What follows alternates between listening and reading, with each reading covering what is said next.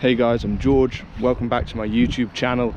And today I'm just on my way to my friend Charlie Pickard's art studio, which is now called the Spectrum Figurative Art School. It's also colloquially known as the Painting Dungeon because it's all down in the basement.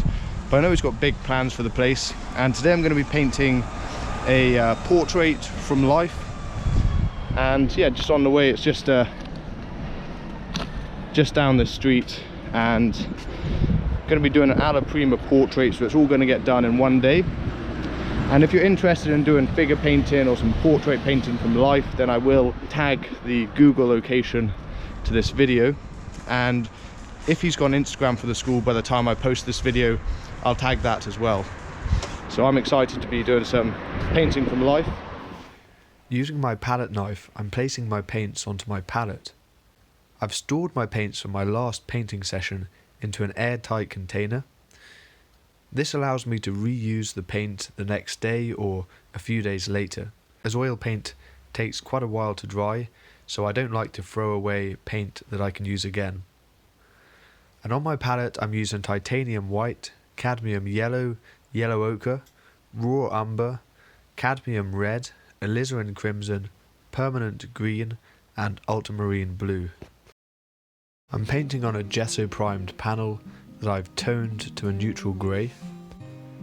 Here I'm sketching the shape of the head onto my panel using thin down raw umber paint. I also paint the position of the neck and the centre line of the face.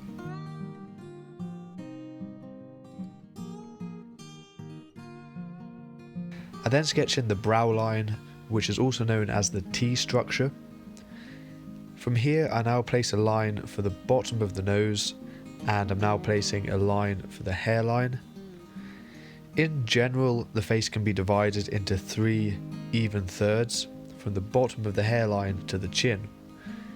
The first third being from the hairline to the brow line, the next from the brow line to the bottom of the nose, and the final third from the bottom of the nose to the bottom of the chin. And it's good to be aware of this, but also to compare and to measure these proportions against each other, as they will change on different face types. For example, Ddraig has a beard, so this lower third of the face is going to be longer than the others. Also, if the hairline is further back, that third from the brow line to the forehead is going to be bigger. And again, you get some people who have perhaps a longer nose or a longer face, and it's good to keep an eye on which thirds are relative to each other, as that will help you capture the character of the face. I'm now shading in the shapes in the darkest areas of the painting using a thin wash of raw umber paint. This acts as an underlayer, as I will need to paint over this later with the correct colour and value, but having this filled in helps me see the shapes clearer, as it's easier to compare sections which are being massed in, as they are closer to what I see when I look at the model in nature. Here I'm painting the darkest darks which can be found in Ddraig's hair and his beard. I find it helpful to establish the darkest darks early on, as this gives me a key as to points that I can reference the other tonal values against. The model that I'm painting today is called Dave Williams, and is known as Ddraig, which means dragon in Welsh. He's a really interesting character, as he's an actor and also a fire performer, and he does these really cool stunts like breathing fire, just like a dragon would. And I'll add a link to his YouTube channel and his Instagram in the description to this video.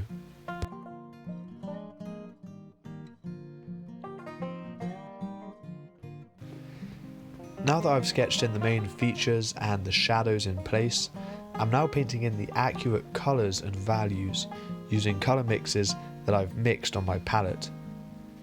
This allows me to have enough paint of these particular colours for me to apply to the entire area that I need to cover, so I won't need to worry about having to mix this exact colour again. I can just keep going back to that big mix that I've made on my palette. To paint the shadows on Ddraig's face and neck, I'm using a colour mix of raw umber, alizarin crimson, cadmium yellow, titanium white and a small touch of permanent green. Within the shadows I also vary the colour slightly in different areas, whilst keeping the tonal value pretty much the same. For example, the section on the cheek in shadow, I add a bit more cadmium red to this colour mix, and the section beneath this, I add a bit of permanent green to cool the shadow colour down in these areas. Here I'm painting a half tone to paint the transitions between the shadows and the light sections. For the half tone, I'm using a colour mix of titanium white, raw umber, permanent green, yellow ochre, and a small touch of cadmium red just to neutralise the chroma of the green a bit. Here I'm just testing the colour mix that I've made for the light section of the face by applying a few dabs of paint to this section. This way I can analyse the colour and the value of the mix that I've made in relation to the colours that I've already painted on the portrait. This way I can make adjustments to the colour mixes before committing to painting the whole section. To paint this section of the portrait in light, I mix a few different colour mixes onto my palette. To paint the main bulk of the flesh tone, I use a colour mix of titanium white, yellow ochre, cadmium red, and a small touch of permanent green. I also mix a few colour mixes with subtle variations in hue, using the same colour combination, but adding a bit more cadmium red for the cheek section and a bit more yellow ochre for the forehead section. Here I'm making the lighter flesh mixes for the highlights on the face. I'm using the same colour mix that I've made for the main skin colour, but I'm adding more titanium white to this. As I paint the mouth, I start with the darkest sections, which are the upper lip, as this is facing down and away from the light, and the occlusion shadow, which is where the upper and bottom lip meet and you get this fold in the middle. Also, the mouth gets darker in value on the left hand side, as this turns away from the light which is lighting the portrait from the right. To paint the upper lip, I use a colour mix of cadmium red, alizarin crimson, and a small touch of raw umber and titanium white.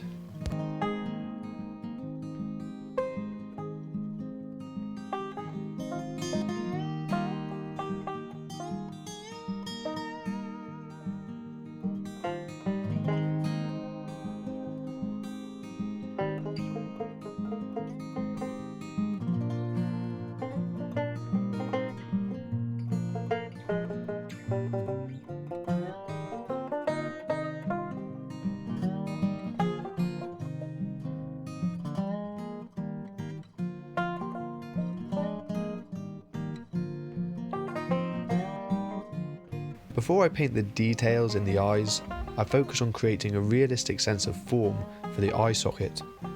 I also hold back on painting the eyebrows, as they're a relatively superficial shape which doesn't bear much relation to the orbital structure, so I'll paint these sitting on top of the brow later on. As I paint the eyes, it's important to remember that the eye on the shadow side of the face won't be as light in value as that on the side of the face in light, so I'm careful not to use the same paint mix to paint the whites of the eyes in both eyes, but rather mix a slightly different colour mix for each eye.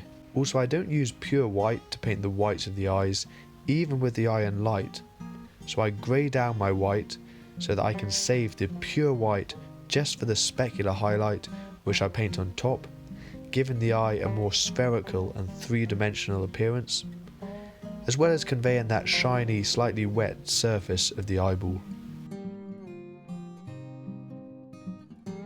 Here I'm sketching in the background value. This will give the lights and the highlights on the portrait more impact due to the contrast against this dark paint. I want to keep the brushwork in the background quite visible and loose, as this is an Alla Prima study, so I'm creating the painting in one sitting, and I want the paint to have this appearance of being painted dynamically and confidently. I'm letting the background paint overlap a bit with the contours of Ddraig's hair in some areas on the portrait to create a soft transition between the background and the head, as it's easy for me to then re-establish some of these contours with sharper edges later on, as in general you want to paint soft to sharp, as it's hard to paint soft edges at a later stage of the painting, so I'm trying to make the most of the quality of the wet paint getting painted into other sections of wet paint, create these soft and diffuse transitions.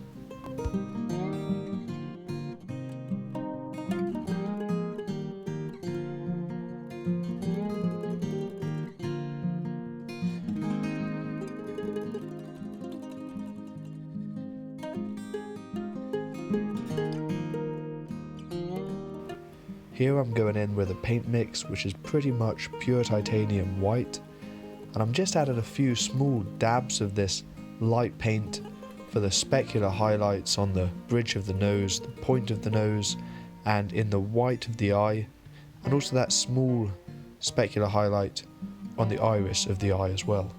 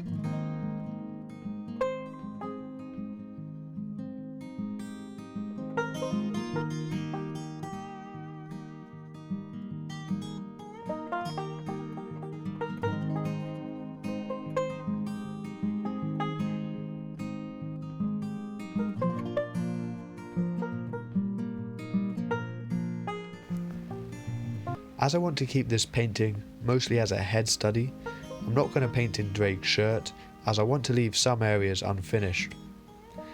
However, I think this necklace with this stone on it is quite interesting, so here I'm adding this in.